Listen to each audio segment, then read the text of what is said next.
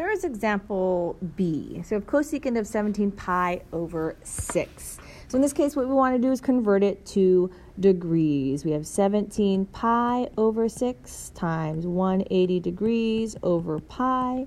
6 goes into 180 30 times. 17 times 30 is 510 degrees. So we're getting a little closer. So if I subtract 360 from there, I will have 150 degrees. So 150 degrees is in quadrant 2. This is 150 degrees. I want to figure out my reference angle. So 150 to 180 degrees. I'm really looking at cosecant of 30 degrees. Cosecant of 30 degrees. So once I figure that out, I don't have to convert back to radians. I'm just trying to figure out what cosecant is. Cosecant is 1 over sine of 30 degrees. So sine of 30 degrees, looking at our table, is 1 over 1/2, or 1 divided by 1/2, or that's really 1 times 2, or the answer is 2. Now thinking about what quadrant we're in, so we're looking at, again, A, S, T, C. Sine is all positive in the first quadrant only, and this is sine. So therefore, the final answer is 2. So go ahead and try out the next two problems, cosine of negative 210 and secant of 11 pi over 4. And then I will give you the answer once you come back. So go ahead and pause it.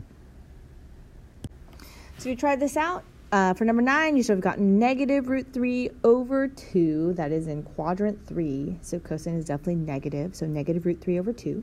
And for number 2, you would have negative root 2. Again, this should be something that you're not using a calculator for. There should not be any decimals, and this will actually be a no calculator portion on your quiz and test, and just something you need to know, just like your multiplication table. So let's do the final thing, the real life word problem. Now you're just going to use this formula. So this is the model you use for these type of problems. There's 2 on the homework. So this one we have the horizontal distance d in feet traveled by a projectile launched at an angle of theta and with an initial speed of v. So our theta is actually going to stay in degrees. So don't change this one. Leave it in degrees. We're going to estimate the horizontal distance traveled by a golf ball that is hit at an angle of 50 degrees with an initial speed of 105 feet per second. So v is 105, theta is 50 degrees. So to do this, we go d equals 105 squared over 32 times sine of 2 times 50 degrees.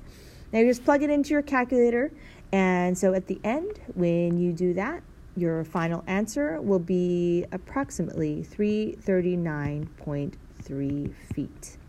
So go ahead and pause it, try out this last problem here, using the same exact formula from this one, just changing the v and your theta, and then I'll give you the answer in a minute.